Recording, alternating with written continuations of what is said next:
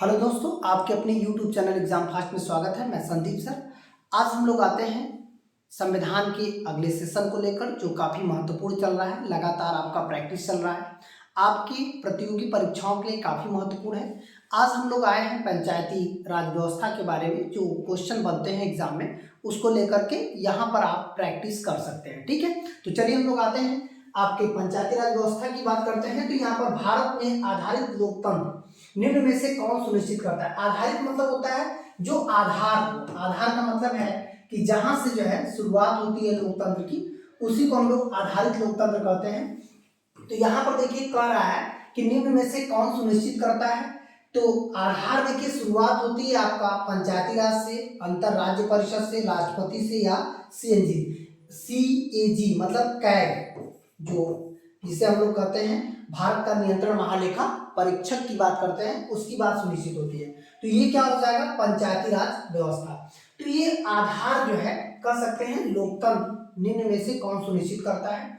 तो यहाँ पर देखिएगा यही आपका पंचायती राज व्यवस्था, इससे ये आधार है। और आधार को हम लोग सबसे ऊपर की बात करें कि ये तो सबसे नीचे वाला भाग है, और सबसे ऊपर क्या है आपका लोकसभा है। लोकसभा इसका मतलब है कि इससे ऊपर कोई भी सदन नहीं है। हालांकि राज्यसभा सबसे उच्च सदन है, लेकिन लोकतांत्रिक यदि हम लोग देखें लोकतंत्र द्वारा, तो एक जो है हम लोग लोकसभा को सबसे ऊपर करते हैं, फिर शक्तियों का विकेंद्रीकरण करके धीरे धीरे हम लोग पंचायत तक आते हैं, जो कि आधार है।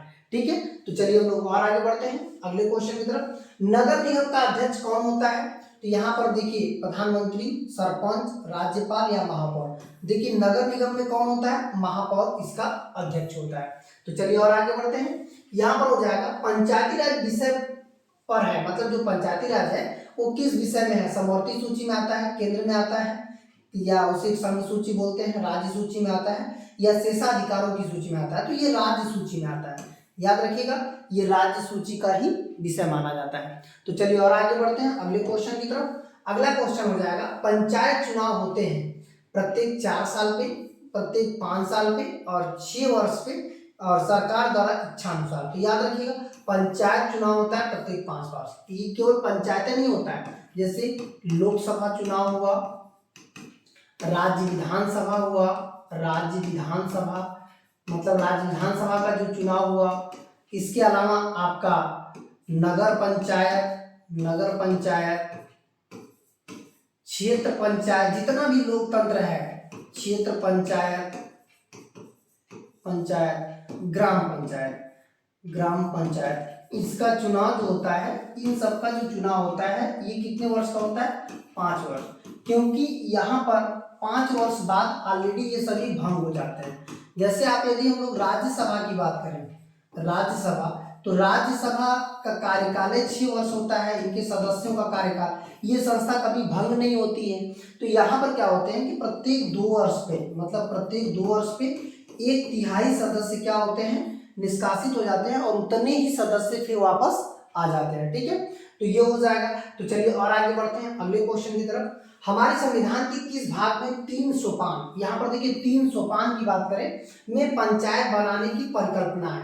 ये देखिएगा भाग 9 में है, भाग 10 में है, भाग 11 में है कि भाग 12 में। तो इसका सही आंसर क्या हो जाएगा, भाग 9 में। भाग 9 में ही पंचायती राज व्यवस्था का जो है उल्लेख किया गया है, जो कि अनुच्छेद 243 से शुरू होता है। ठीक है, तो ये हो जाएगा। चलिए और आगे बढ़ते हैं। यहाँ पर कह रहा है कि निम्न में से क्या पंचायती राज संस्था नहीं है, मतलब जो पंचायती राज में नहीं आता है, ग्राम सभा, ग्राम पंचायत, न्याय पंचायत या ग्राम सहकारी संस्था। तो यही देखिए आपका पंचायती राज में नहीं है।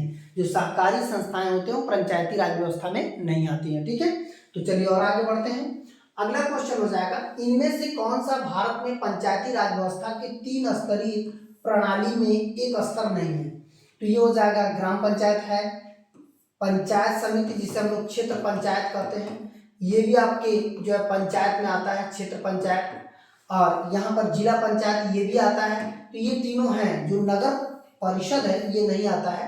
तो यही आपका क्या हो जाएगा, आंसर हो जाएगा। ठीक है, तो और आगे बढ़ते हैं अगले क्वेश्चन की तरफ। यहाँ पर कह रहा है कि नगर पालिका में महिलाओं की सीटें, जो पंचायती राज व्यवस्था है उसमें हम लोग यदि बात करें तो वहाँ पर आपको उनकी सीटें कितनी है निर्धारित की गई है। तो यहाँ पर देखिएगा 1/5, 1/7, 1/3, 1/4, तो 1/3 जो है सीटें निर्धारित की गई हैं। इसमें 1/3 सीटों में हम लोग सीधे कर सकते हैं 33%। और वही बातें हम लोग करते हैं कि बिहार के लिए कौन सी है, तो बिहार के लिए आपका 50%, बिहार के लिए 50%। इसका मतलब है कि महिलाओं के लिए बिहार में यदि पूछेगा कि कितनी सीटें जो है आरक्षित हैं, तो ये क्या हो जाएगा 50% सीटें क्या है आरक्षित है। तो चलिए हम लोग और आगे बढ़ते हैं। यहाँ पर दे देगा भारत में पंचायती राज प्रणाली संविधान के किस अनुच्छेद के निर्देश से शुरू होता है। तो यहाँ पर देखिएगा क्या कह रहा है पंचायती राज प्रणाली, तो ये जो पंचायती राज 32 है, 37 है, 40 है या 51, इसका सही आंसर क्या हो जाएगा 40। 32 तो भाई देखिए संवैधानिक उपचारों का अधिकार है, संवैधानिक उपचारों जो है उपचारों का अधिकार, ये जो संवैधानिक उपचारों का अधिकार होता है ये अनुच्छेद 32 में आता है, जिसे भीमराव अंबेडकर ने संविधान की आत्मा कहा है, संविधान की आत्मा। इसका मतलब है कि संविधान की आत्मा यदि हम लोग पूछें कि किसके अंतर्गत आता है तो यही है अनुच्छेद 32 के अंतर्गत। 37 इंपॉर्टेंट नहीं है, लेकिन अनुच्छेद 51 जो है ये तो पंचायत राज व्यवस्था है, जो आपका आंसर हो जाएगा। ये जो 51 है ये अंतरराष्ट्रीय शांति एवं समझौता रखता है, जो अंतरराष्ट्रीय जो है शांति एवं समझौता, शांति एवं समझौता जो है इसी के तहत देखा जाता है, ठीक है, समझौता। फिर इसके बाद हम लोग आते हैं अगले क्वेश्चन को, किस समिति आयोग ने केंद्र और राज्य के संबंध में जांच की है। ये अशोक मेहता समिति, इंद्रजीत गुप्ता समिति, सरकरिया आयोग, सरकरिया आयोग जो है, और एन बोहरा समिति। जो सरकरिया आयोग है यही क्या करता है केंद्र और राज्य का संबंध स्थापित करता है, ठीक है। अब यदि हम लोग इसी क्वेश्चन को दे दें कि केंद्र और राज्य के साथ जो वित्तीय संबंध, मतलब वित्तीय संबंध ये कौन स्थापित करता है, वित्तीय शब्द क्या बात आ जाए वित्त संबंध का, तो ये हो जाएगा वित्त आयोग। वित्त आयोग केंद्र और राज्य के वित्तीय संबंध का जो है कर सकते हैं जांच करता है या वित्तीय संबंध को स्थापित करता है, आपस में वित्त का बंटवारा करता है, ये सभी काम कौन करता है वित्त आयोग करता है, ठीक है। तो चलिए हम लोग और आगे बढ़ते हैं। अगला क्वेश्चन हो जाएगा लोकतंत्र विकेंद्रीकरण का आशय है, संघीय सरकार से, संसदीय सरकार से, लोकतांत्रिक सरकार से, स्थानीय सरकार। जो स्थानीय सरकार होता है इसी को हम लोग करते हैं लोकतांत्रिक विकेंद्रीकरण, मतलब शक्तियों का बंटवारा। इसे हम लोग सामान्य भाषा में क्या कहेंगे शक्तियों का बंटवारा। इसका मतलब है कि शक्तियों का जो बंटवारा होता है वही आपका लोकतांत्रिक विकेंद्रीकरण होता है। अब क्लियर हो गया लोकतांत्रिक विकेंद्रीकरण इसी को कहते हैं। फिर इसके बाद हम लोग आते हैं यहाँ पर निम्न में से कौन पंचायत की सर्वप्रथम महिला सरपंच है, मतलब कि जो पंचायत में सबसे पहली महिला सरपंच कौन है, शहनाज खान, सुषमा बदुल, छवि राजवत, यही है छवि राजवत जो है ये पंचायत में पहली जो है महिला प्रधान बनी है, ठीक है। और आगे बढ़ते हैं, यहाँ पर हो जाएगा भारत के किस राज्य में सर्वप्रथम जो है कह सकते हैं कि पंचायती राज व्यवस्था, यहाँ पे पंचायत होगा, पंचायत राज व्यवस्था की शुरुआत की थी। तो ये राजस्थान, गुजरात, मध्य प्रदेश, तमिलनाडु। तो यहाँ पर देखिए राजस्थान, राजस्थान का जो नागौर है, नागौर यहीं पे 2 अक्टूबर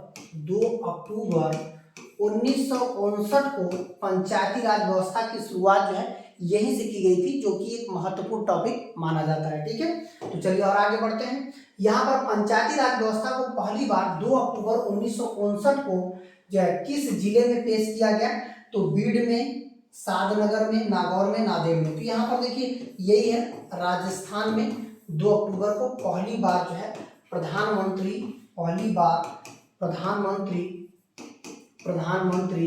जवाहरलाल नेहरू द्वारा जो है जवाहरलाल नेहरू द्वारा इसे लाया गया था। और फिर दोबारा जो दूसरा राज्य था राजस्थान के बाद जो पंचायती राज व्यवस्था को लागू किया वो था आंध्र प्रदेश दूसरा राज्य था। अब क्लियर हो गया कि पंचायती राज व्यवस्था लागू करने वाला पहला राज्य राजस्थान और दूसरा राज्य आंध्र प्रदेश हो जाएगा।